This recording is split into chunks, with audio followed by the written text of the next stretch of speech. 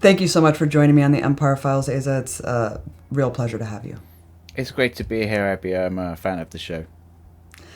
So I know things must be very hectic for you right now. You are trying to advocate your legal rights, your privacy, your sources amid this alarming situation. Mm. Can you quickly walk me through what happened on the day of October 17th?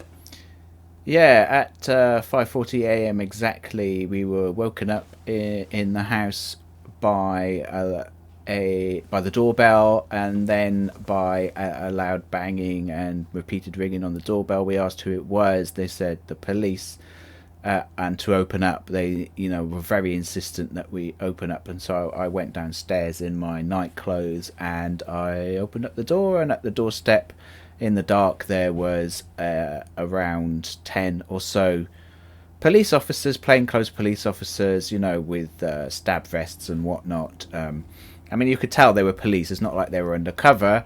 But as I later clarified, this was the counter-terror squad, who are a really kind of special. I mean, you could say they're sort of secret police force in Britain. They have special powers under these draconian British so-called counter-terror laws. They're not the intelligence services, but they report to the intelligence services, to MI5. And so, yeah, they were in the house for around 3 hours, more than 3 Did they hours. present you with a warrant and an explanation at the beginning, or did they just force their way in and just say you They have to they they comply? they said that the senior officer was on the doorstep, and he said straight away, "We've got a warrant to search the premises." And then, after I was able to change into some clothes, he presented me with the warrants. I was able to read them. I mean, in this sort of agitated state, you can't really take anything in that it says. But they didn't really give an explanation. They said, we suspect you may have violated the law under the Counter-Terrorism Act 2006, and we've got a warrant to search the premises and the car for any digital devices. They wanted devices. It's my office here, where I obviously carry out most of my work. They demanded entry to it. I keep it locked for general security. And they insisted on getting in. I mean, they could have smashed the doors down and whatnot, but they essentially they put pressure on me and they implied that they would have made a really strong and heavy search of the whole house. And they didn't explicitly say this, but it's sort of implying that they would have taken everything that they've sort of wanted to in the house, if I didn't specify which devices I used for my journalism. That's what they were. They were very, very clear, and it even says in the documentation they gave me that, quote, police are aware of your profession, so they know I'm a journalist, and they're Wow. targeted me as a journalist. And the way they expressed it was they wanted to know which devices that I use for my journalism, so that any information on it that is protected could be protected. So they were doing me a favor, Abby, by Yes, right. so like How nice of them, yeah, I sincerely. know. So I was reluctant, to be honest, to specify that, and I was able to seek legal advice. They did facilitate a phone call, and with my lawyer, and after I managed to have that phone call, I decided that I would try and cooperate to a limited extent, in order to that I guess, so that it would de-escalate, and they wouldn't take all the devices in the house, and at least they Well, would. this is coming off the heels of the particularly chilling raid of Sarah Wilkerson, who's Right. just an activist, prominent activist, and her house was ransacked. An urn of her mother's ashes was destroyed. I mean, it seemed really awful. And so this was Exactly. obviously present in your mind as you're experiencing that same thing real time. It must have been horrifying. Exactly. That was exactly what was on my mind. Sarah Wilkinson. We had reported on it at the Electronic Intifada, and so I was very aware of the precedent, and the they had all the power. Really, they controlled the house. They could have essentially done what they wanted to, and so I did specify that the devices they took. I said, yes, this is mine. It's only used by me, and it's used for my journalism, and I wanted to have, the legal protections of they're being excluded material. My journalism should not be searched in that way. But the one thing that I did say no comment to is when they asked for PIN codes and passwords, which they asked for every device. I said no comment in the case for that. And so, yeah, so they took everything. They took my laptop, they took my main computer, they took my main phone, they took an old phone, they took a hard drive, and they took an old phone box, which was an empty phone box, which was a bit strange. They seemed very fixed on it. I mean, that's what's so bizarre about this. You were not charged with a crime. Did they say that there's still a possibility of you being charged with a crime? What exactly did they say? They didn't about say you needing to comply. Mm-hmm. Yeah, they didn't say that explicitly, but it implied that it could be a possibility in the future. I mean, I now have an excellent legal team, and they are very much following this up. Like me and my editor at myself and my editor at the Electronic Intifada, the whole team at the Electronic Intifada, are extremely determined to resist this, and the primary concern right now is to protect my sources. Absolutely.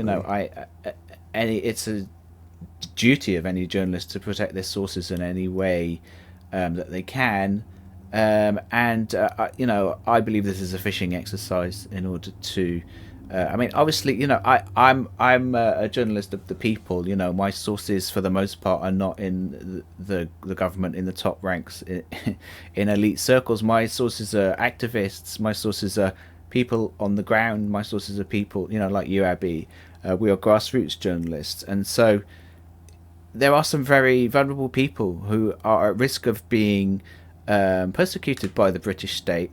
And also, of course, I've got Palestinian sources as well. And we know that the British state really collaborates with the Israeli security state. So we're not only talking about endangering people's safety, endangering people's liberty and so forth. We're potentially talking about endangering people's lives in Palestine. So that is something that we won't allow to happen without resisting it. 100%. I mean, the fact that Israeli authorities are using the cover of the genocide to just go after and kill all of their political opponents. And so I'm sure plenty of your sources are on the ground in Gaza.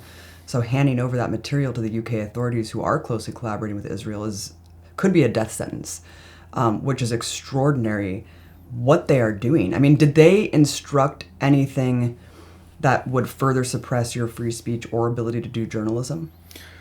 No, there's no, except for the general chilling effect, but there's no legal restrictions on me, which was interesting because in previous cases we've described, they did arrest Sarah Wilkinson. They did arrest Tony Greenstein, a prominent Jewish anti-Zionist writer and activist and author.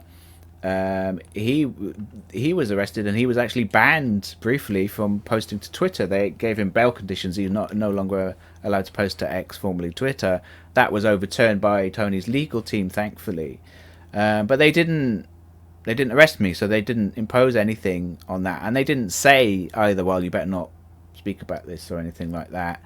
And I made it very clear from the beginning that I actually said to them that I want all your names so I can so I can write about this, and most of them refused to give me any names. I got 2 first names and a whole bunch of badge numbers, and I complained about that, and then the senior officer gave me his full name, Anthony, Detective Inspector Anthony Mortimer. It's not a secret, he's actually gone on the record with other press.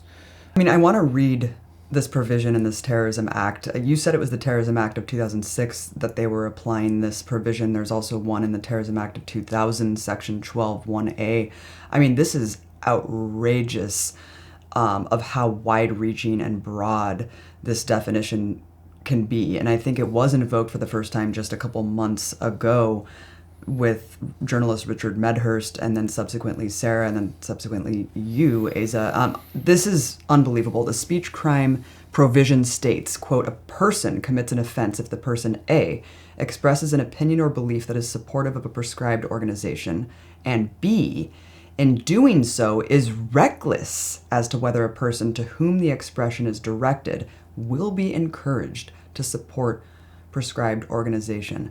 The penalty could be 6 months up to 14 years in prison if found guilty. I want to just briefly just talk about how outrageous this definition is and how, general it is. The fact that you could just be recklessly putting out content that then could encourage someone to support an organization. That is pretty crazy. Yeah, and it's draconian. It's incredibly draconian. Britain does not have a First Amendment, so we don't have the protections, at least the protections on paper that you have in the United States. And these laws have actually been a major problem for decades, in fact. And, you mentioned that it was the Terrorism Act of 2000, so it was even before 9/11. That these things were, and they've long been used to suppress activists, especially activists for Palestine, and journalists as well.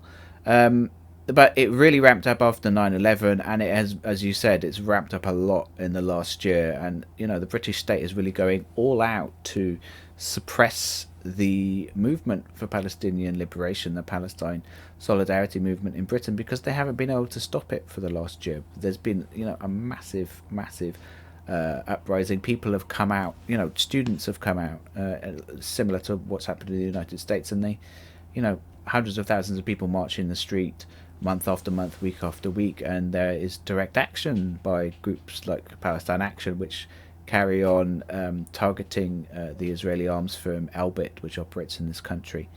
And so, they're really desperate to stop that. They're really desperate to stop anyone who's trying to do anything to stop the genocide in the Gaza Strip. So these laws are incredibly repressive. Like my editor Ali Abu Nima has said that in his coverage of this story, he did say, these laws would not be constitutional under the First Amendment of the United States. So, we seem to get the bad aspects of the United States here and not the good ones like the First Amendment.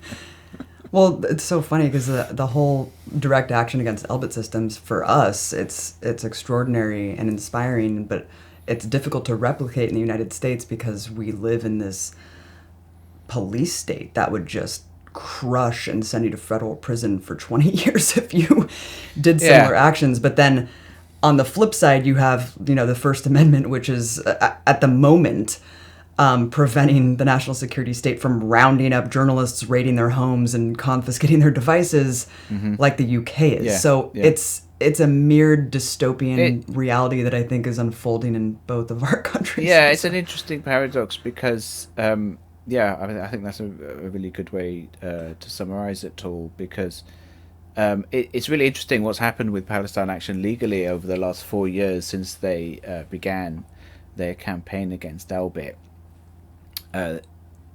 They have actually, before the genocide in Gaza started just over a year ago, they really, most of their cases they got off. So, for viewers and listeners who might not know, what Palestine Action does in targeting these arms factories and offices is it uses non-violent direct action, everything from graffiti to dismantling these factories, and it's been incredibly successful. It's been incredibly successful. They've shut down the headquarters in London, the headquarters. So that was an office building. The headquarters has now moved to Bristol in the west of England. But they've also shut down 2 other factories as well. So, it's been incredible. And legally, the position's been really interesting. Obviously, different laws in different countries. But what's happened is most of these, when it's come to trial, most of these trials have been before juries, and the juries have often acquitted them on the political basis that they're not saying they didn't do it. They're saying, yes, we did this, but it was we did. They're being charged with criminal damage for the most part, right? So they're saying, yes, we did the damage, but it wasn't criminal damage because it was proportionate action to stop violence happening in Palestine, which is illegal under international law, an openly political defense which for the most part has been successful. Things have started to change somewhat, especially in the repressive atmosphere of the last year, and the previous Conservative government really was working to try and change the law. That we have a law which allows juries to acquit according to their conscience, and they're really working to change that. And to more and more judges are disallowing this political defence, and they try and just portray it as a pure matter of vandalism, and not allow the political arguments to even be made. So wow. Juries might not be allowed, but they're still often getting off with these things. But there is more repression now. There is more political prisoners of Palestine Action. Some of them are being put into solitary confinement and so forth. And so Palestine Action puts out information on its Twitter feed and its other outlets of how people can support them in prison. And so they're doing a fantastic job there. They certainly are. Yep. It's actions that should be mimicked across the world at every one of these appendages of these genocide heirs. Asa, I want to get back to your case because I want to go back to this terrorism legislation because it is just such absurd language that it really could be applied to literally anyone who's just simply posting something that's pro-Palestine or critical of what Israel is doing at all. And that's really terrifying. I mean, that's textbook fascism. When Israel's doing the same thing, as well as Germany, I mean, they're rounding up people, raiding their homes, confiscating their devices, and arresting them for social media posts. Yeah. And as you mentioned, I mean, this appalling criminalization is really just intuitive of how much they've lost control of the narrative, which is alarming that they're willing to go to this extent to actually send Gestapo, secret cops to go set this precedent now, where journalists are now, knowing that this is the risk, that your devices could be confiscated, that you could be charged with a crime if you're just doing your job. You're doing your job, actually. Western media is not doing their job, Asa. And for that, you could be charged with supporting terrorism. I mean, reality has become completely flipped on its head, and this just shows you how much they are trying to enforce their propaganda matrix. They have to legally enforce it now, Asa, because that's how much they're losing it. Yeah, 100%. I mean, it's a sign of desperation. I mean, what I've been saying in my other interviews is that it's a sign that the British state, the British security state, they've got no strategy. It's very much like the Israelis. They've got no strategy. The Israelis are just, their only plan is to kill and kill and kill, as in the words of Arnon Sofer, the advisor to Ariel Sharon back in the day, in that infamous interview in the Israeli newspaper Haaretz, he put it that in Gaza we're going to have to kill and kill and kill all day every day, and that's what they are literally doing now. But there's no strategic thinking to the fact of the Palestinian leaders that they kill, the Palestinian politicians, the Palestinian fighters that they kill. Like when they killed Yahya Sinwar, he died in combat with the Israeli soldiers, the leader of Hamas, obviously. Now what's happened is the Israelis have inadvertently, through their own blundering, have helped to make him a hero and a legend to Palestinians. That's a matter of fact. Like, it's irrelevant what I or anyone else in the West thinks about that. That's the reality of how Palestinians are viewing what they call the martyrdom of Yahya Sinwar. And they, they're all saying now, what we're all hearing, and I'm sure you're hearing the same thing, Abby, from your sources in Palestine, is that Yahya Sinwar, 1,000 more Yahya Sinwars will rise to replace him. And the same goes for all other...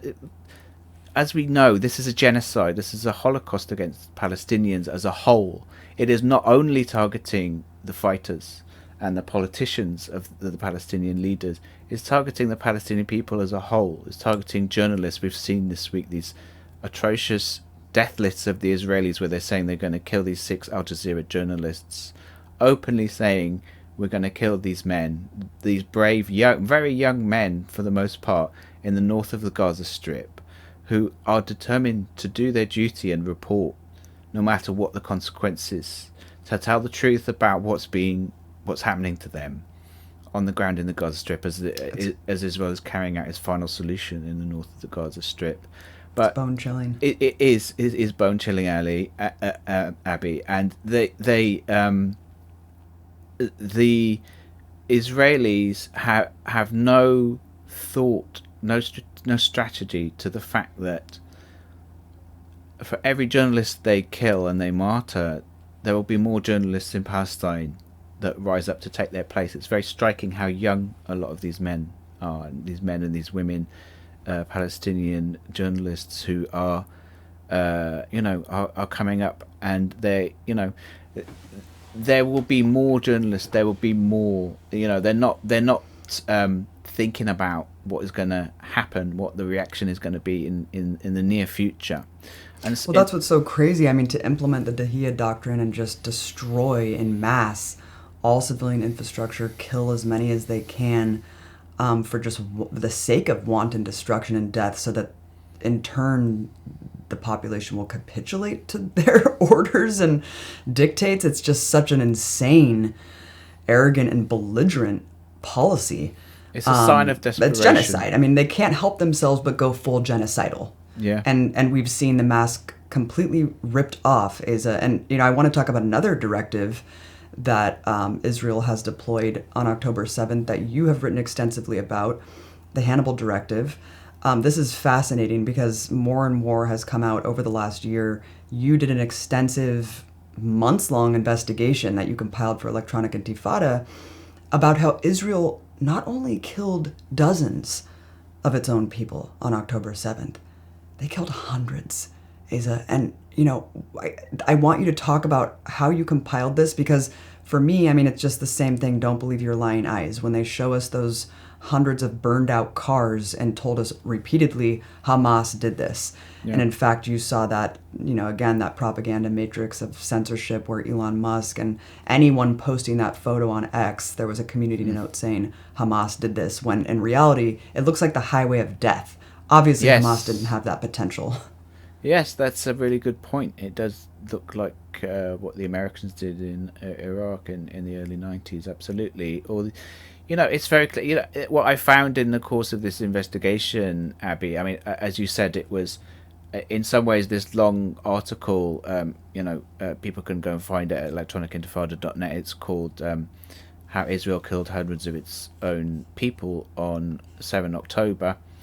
It was really a collection and a compilation of our team's investigative reporting on this topic for the last year and all the evidence that has come out. And in the course of it, I also, added further sources to it. And one of the things that I found was all these cars that you described. Israeli army sources say that there was more than 1,000 of them. All these cars that were destroyed on October 7th, they were collected in a settlement near the Gaza Strip called Tecuma, in a strange sort of tourist, and I found it's become a sort of tourist attraction now, a really grim tourist attraction where, and they call it a car cemetery because they're saying that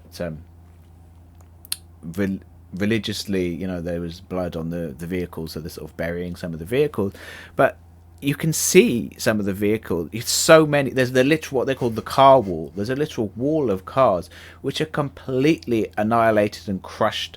Not only burned up, but crushed and smashed, twisted. There is no way all those cars could have been destroyed by Hamas, who have AK-47 rifles, have rocket-propelled grenades, normal grenades, and some other weaponry. But nothing like the weaponry that Israel has. Nothing, and weapons experts have confirmed this. There's an Al Jazeera documentary about it with a former British Army officer who looks through a lot of these videos and says that this, there's no way this was done by Palestinian militants. Most of these cars in this car cemetery, it's very, very obvious. There's, they said there's more than 1,000 of them. Some of them, yes, okay, you can see there's just bullet holes and maybe some smaller explosions. Possibly, you can say that was done by Palestinian fighters. But the vast majority of them, and I put the video, it's tourist, sort of pro-Israel tourist video I put it towards the end of that article, and he's walking us through, and he say the guide is an Israeli army guide, and he's saying in this vehicle there was the remains of 18 people, the burned ashes of 18 people. And you look at the vehicle and you think, this doesn't look like it was just set on fire. It looks really, really mangled. And then the next car is completely crushed. There's no way it was an RPG that did that. It's very clear these were hit from the air by Apache attack helicopters, by drones, and in fact we know for a fact from Israeli Hebrew reporting that I detail in the article that there was drones, helicopters, and attack bombers as well, all in the air within minutes of the October 7th attack being launched from Gaza. And we know as well that those drones were specifically the Hermes 450 drone, the same drones which are being built in Britain.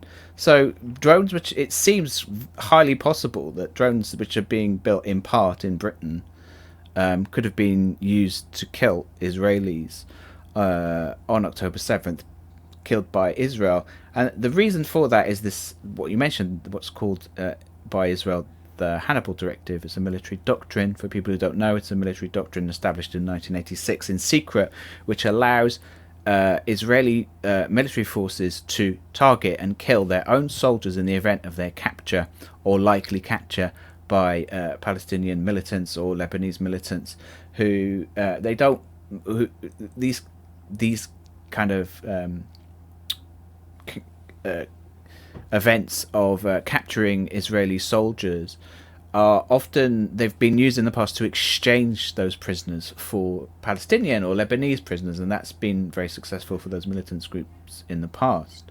And what you said, I want to just quote you really quickly because this says it all. You said if Hamas made a miscalculation in the planning of Operation Al-Aqsa Flood, it was perhaps to overestimate the value Israeli planners assigned to the lives of their own people. Right. So in the past, in 2009, I believe it was, an Israeli soldier called Gilad Shalit was captured by the Palestinian militant factions in the Gaza Strip, and he was held for several years while the negotiations took place. In the end, what happened was he was exchanged, a single living Israeli prisoner was exchanged for 1,024 Palestinian prisoners, including the future leader of Hamas, Yahya Sinwar, who was recently killed in combat in the Gaza Strip. So, Israel viewed this as a compromise too far, and there was a similar prisoner exchange for the bodies of 3 dead Israeli soldiers for Lebanese prisoners. And so, the Hannibal directive was really ramped up, and it seems that whether there was an advanced plan or not, but the Hannibal directive was escalated. And the training, we know that Israeli pilots were trained in the Hannibal directive because we have the testimony of an Israeli senior Israeli Air Force officer whose name is Nof Erez, who I referred to in the piece in a Hebrew podcast, Hebrew language only podcast. He said that we trained in it for many years. All the soldiers knew, all the fighters, the pilots knew about it. And on 7th of October, it was unleashed. They all knew what to do. And a piece in Haaretz in July confirmed that the Hannibal directive was issued over the communications of the Gaza division on October 7th, and the word Hannibal was used specifically, and the order that was issued was not a single vehicle can return to Gaza.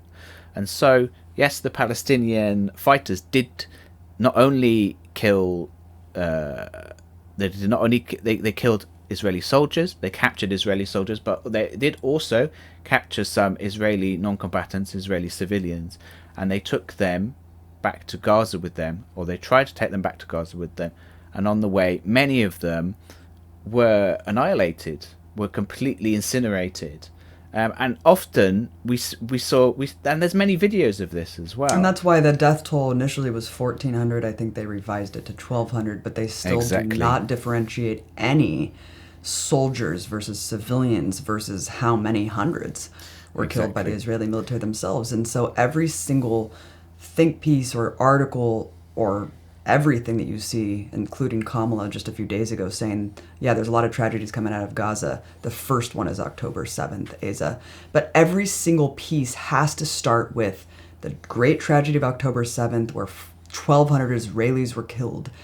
And it's just such a negligent way to approach the truth. Yeah. I mean, this story is completely untouched. Even that Haaretz piece that you talked about, I mean, they just, if I remember correctly, it was like no more than a couple dozen that they alluded to, even if that. I mean, no one has talked about the full extent of how this was carried out. They're trying to downplay it, but when you actually look at the reporting in the Hebrew language media, you can see some very illuminating statistics and facts, which I tried to compile in my piece. Number one, the 1,058, I believe it was, 1,058 vehicles which were destroyed on October 7th. And number two, there was an even longer investigative article in January, co-written by Ronan Bergman, a very, very high-profile Israeli journalist who's also a New York Times journalist. He said that the Hannibal directive, it was definitely unleashed on the 7th of October. Not only was it unleashed and expanded to civilians, but actually the order came from the top. It came from what is called the Kira, which is the Israeli military headquarters, which is in Tel Aviv, in a civilian area in Tel Aviv. And under what is called the Hakira, there is a bunker, an underground bunker, deep underground, which they call the Pit, where the military and intelligence hierarchy was watching events unfold.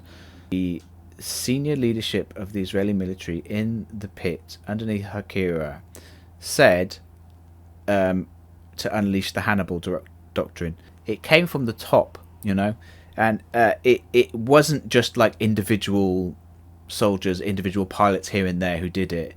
It may have been the initial reaction. It may have been initially carried out by the pilots, who were immediately in the air in the first 20 minutes or so. But by midday, the orders came from the top. Hannibal directive everywhere, and that's what happened. And that is why there was so many Israelis killed.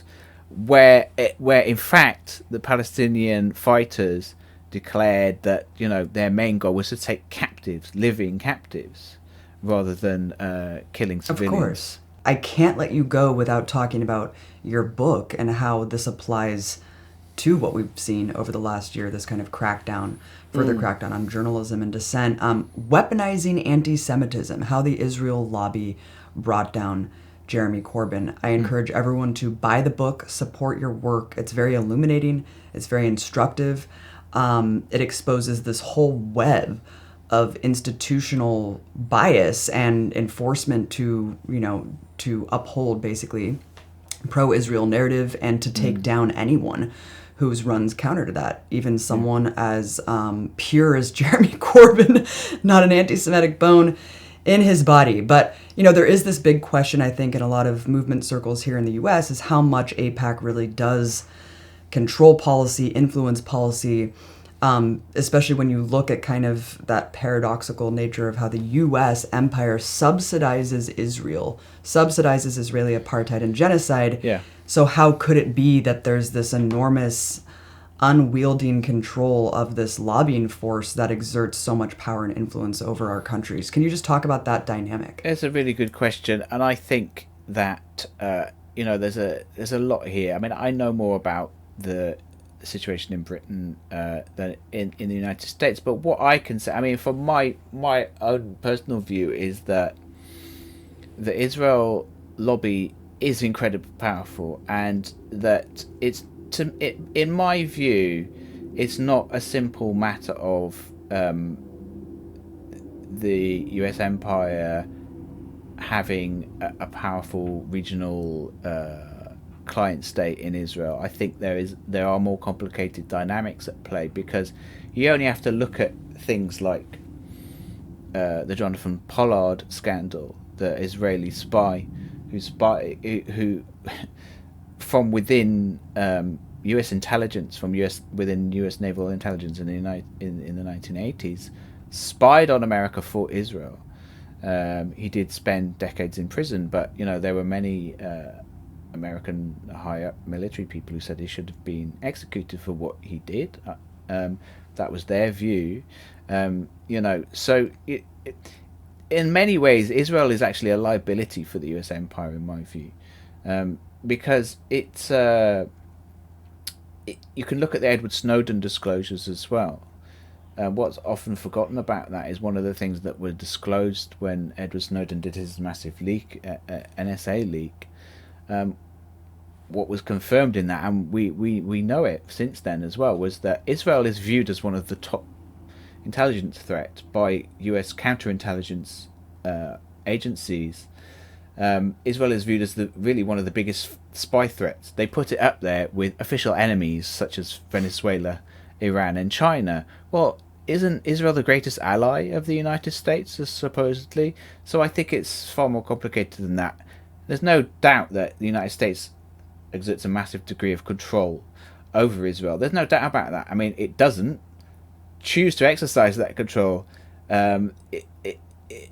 in terms of restraining it, because it does want to unleash it against anyone who resists US empire. There's no doubt about that.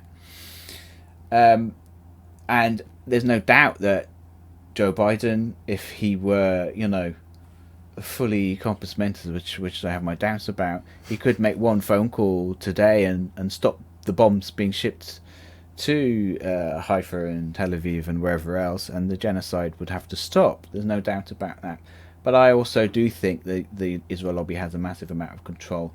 What I can say about Britain specifically is I think that Britain is, viewed as a client state of the United States.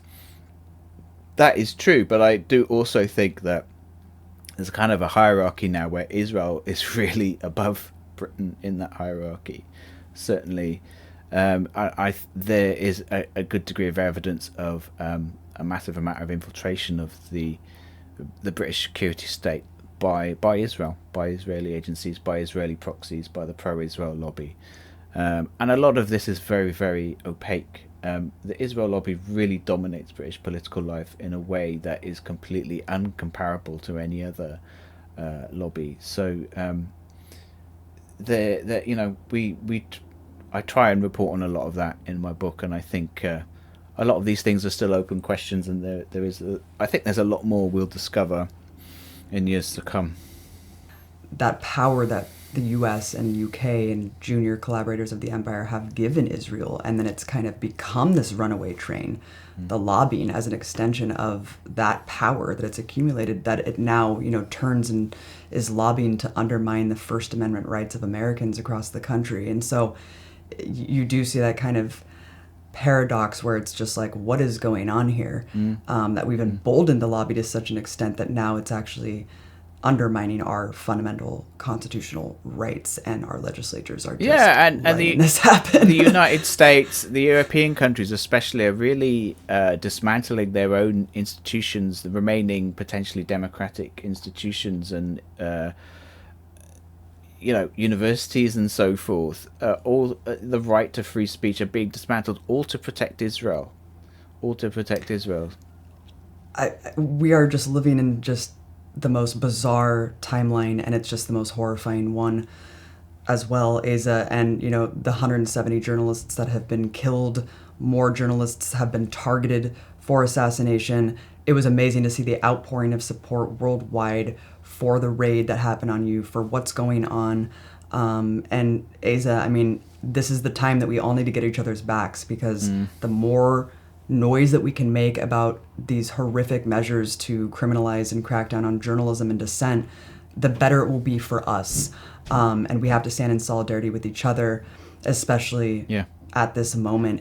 Keep doing incredible work. And what's next for you? This isn't going to shut you up. No, I think now the main response I've had from people supporting us is, what can I do? What I've been saying is, yeah, we at the moment we're good. We may need to. It's possible in the future we may need to fundraise to cover legal costs. That remains to be seen.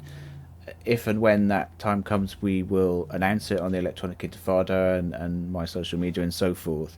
But meanwhile, the main thing people can do to help me is to stop the genocide in Gaza, and I mean that literally. I'm not making some abstract point here. Like, if there was a ceasefire tomorrow, it would definitely mean the political pressure within Britain would lessen for these kind of raids to continue. So I don't have the answers. We're all banging our heads against the wall. This is it's the Holocaust of our time. That's what I said to the police on the night. This is the Holocaust of our time. I don't know how to stop it, but we have to stop it.